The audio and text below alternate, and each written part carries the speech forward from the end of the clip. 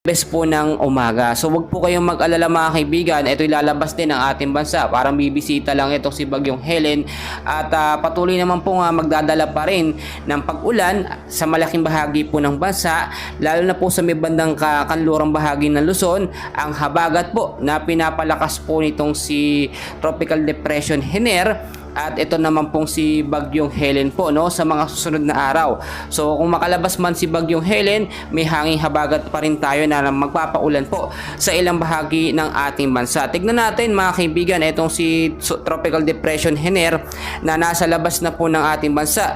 Ito po patuloy pa rin kumikilos pa westward po over the Philippine Sea. At meron po siyang lokasyon ngayon na 235 kilometers northwest of Baguio City po mga kaibigan. Medyo mahina na po ang hangin niya, nasa 55 kilometers per hour. Malapit pa rin po sa sentro na may bugso po, no, na 70 kilometers per